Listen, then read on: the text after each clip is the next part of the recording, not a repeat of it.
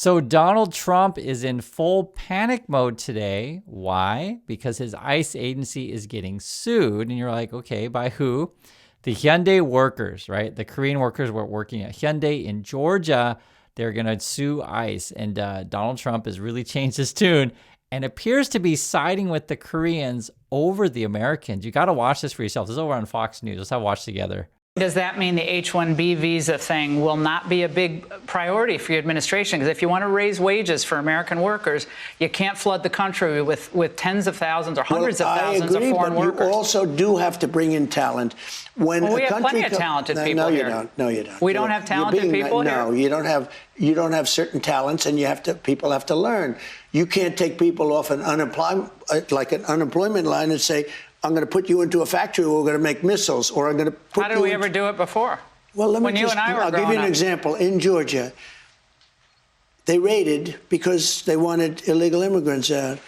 They had people from South Korea that made batteries all their lives. You know, making batteries are very complicated. It's not an easy thing. It's very dangerous. A lot of explosions, a lot of problems. They had like 500 or 600 people, early stages, to make batteries and to teach people how to do it. Well, they wanted them to get out of the country. You're going to need that, Laura. I mean, I know you and I disagree on this. You can't just say a country's coming in, going to invest $10 billion to build a plant, and going to take people off an unemployment line who haven't worked in 5 years, and they're going to start making missiles. It doesn't work that way. So if you hear Donald Trump, I mean, you can hear this stuff, right? He's basically saying that all you Americans in Georgia, I guess, are unemployed for 5 years, and you can't do the work of the Koreans.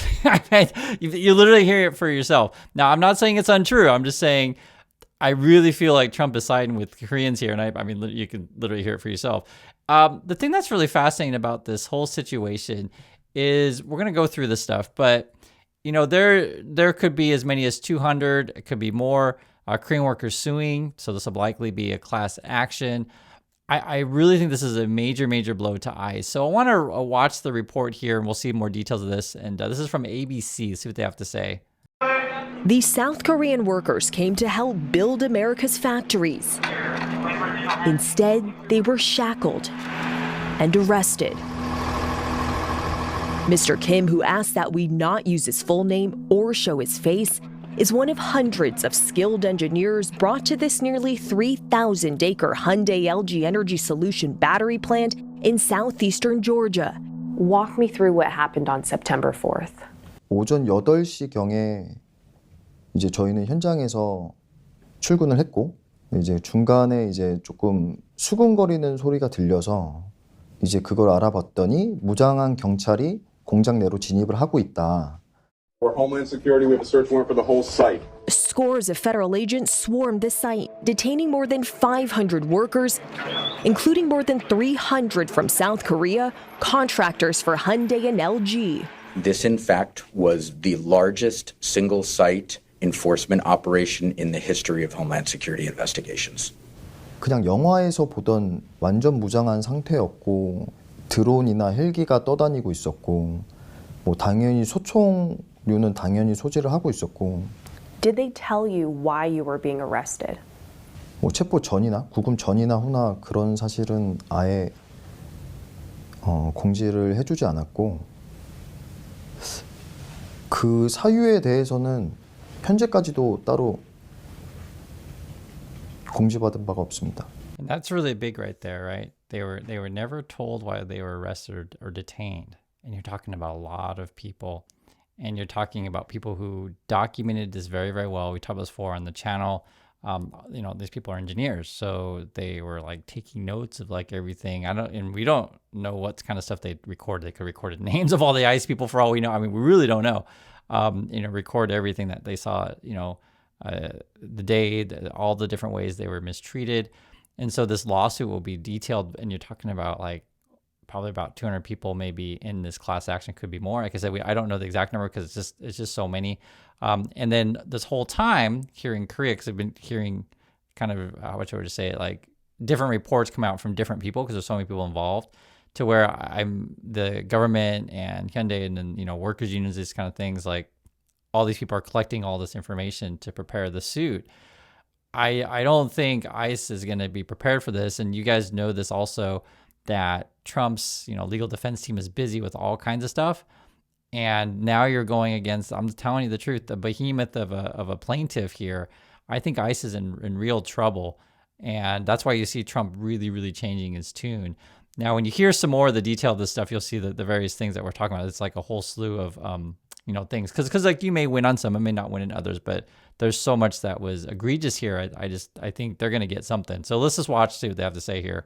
Confiscated, they were loaded onto buses and driven hours away to an ICE detention center. He said groups of 60 to 80 people were held in pods. He described the facility as cold and unsanitary, with moldy mattresses, water that smelled so bad he drank as little as possible, and toilets with no privacy. Did you at any point feel that you were being discriminated against? 저희가 그 팟에 수용이 돼 있을 때 그 교도관들의 태도가 굉장히 부정적이었는데 그걸 넘어서 이제 김정은 얘기를 한다던가 눈을 양쪽으로 찢어서 에이시안을 비하한다는 제스처를 취한다던가. The Korean workers were detained for a week until the governments negotiated for them to return home to Korea. Kim is one of nearly 200 detainees who are now preparing to sue ICE. Among the allegations will be unlawful policing, racial profiling, human rights violations, excessive force, and unlawful arrest. That's actually quite a lot. So you have unlawful policing, racial profiling, human rights violations, excessive force, and unlawful arrest.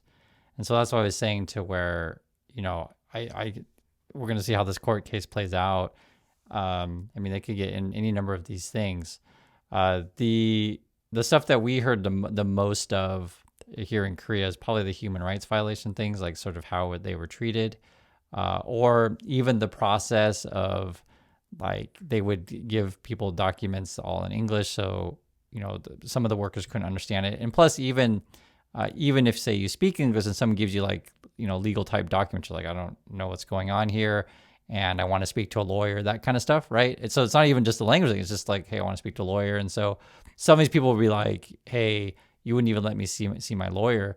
There's any number of things that they'll get them on. And then, whether or not, there was a woman who was pregnant, right? Whether or not they'll, go pursue those kind of things. With 200 people, there's any number of things, because I know some people had some sort of medical conditions. And then my understanding of it also was the first couple of days of when they were being detained, they were all in the really big rooms as it described. And then I guess it was after a couple of days, the ICE guards, or whatever you want to call these people at the place, started to change their demeanor. And some people have had different readings on this. One read, you could say, is that when, the people realize, crap, we're going to get sued, or we're going to be all over the news, we better start cleaning up our attitude. No, it's for real. So, and you could read it another way, to where they realize that these people aren't dangerous. That's another way you could read, but, I'll let you guys be judged that. There's stuff, a lot of stuff that we're going to find out. And that's why, in these kind of things with discovery, this will expose probably how ICE works, the chain of command, who gave the order, this kind of stuff. And then I think the change in the Trump sort of messaging on this stuff, which is basically siding with the Koreans. There are hundreds of thousands of foreign workers. You also do have to bring in talent. We have plenty of talented people here. No, you don't. We don't have talented people here? No, you don't have certain talents, and people have to learn. I think that really hurts ICE case, in my opinion. It's the president of the United States, like, hey, we need these people. and that'll be part of the argument for the Koreans, is like, hey, we're doing business. When we left Korea, we filed all the correct paperwork and things, and then basically you're arresting us unlawfully. Because, and this is something that just to address the, really, and this is just the reality of it, guys. I'll try it in the nicest ways. We'll just say, people who aren't very nice in Georgia, if you wanted to say flat out racist and uneducated, you can say that. But there's some people like, well, we don't want these Koreans here. Us Americans can do it on our own. Okay, so why aren't you doing it on your own right now? You don't have certain talents, and people have to learn. You can't take people off an unemployment line and say, I'm going to put you into a factory where we're going to make missiles, or I'm going to put How did we ever do it before? Why aren't you doing it? Why, even Trump called you unemployed for 5 years. and basically saying that you can't do it. Like that's, I mean, you can disagree with Trump, but Trump's your hero, and your hero is telling you that you need to be trained. And I don't think that's anything wild and crazy to say if you don't have the skills that you need someone to come train you. And in this situation, we shouldn't be trying to start wars with each other. We should be trying to build partnerships and bridges. Like this should be a win-win situation, right? A company comes in, they build a factory, it should be wins for everyone all around. But this is sort of why, like, this whole case and getting into all of Trump's entire policy, which is like his whole goal here was, I'm going to put tariffs on a bunch of stuff.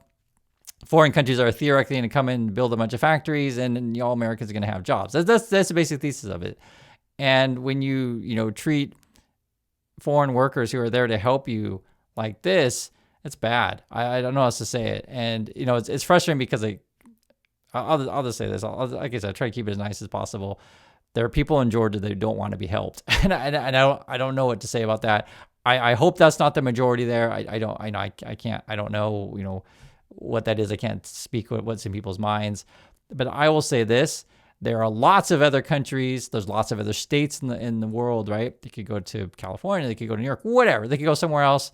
They could go to Canada. They could go to Mexico. They could go somewhere else, or they could just build the products here in Korea and ship them out to the USA. They don't have to build stuff in Georgia. If you don't want jobs, fine, because you can do what you're going to do. But I have a feeling that these workers who are suing right now, I don't think they have any desire to ever go back to Georgia, and I don't blame them. That's my feelings on this, and I'll catch you all in the next video. There are hundreds of thousands of foreign workers. You also do have to bring in talent. We have plenty of talented people here. No, you don't. We don't have talented people here? No, you don't have certain talents, and people have to learn.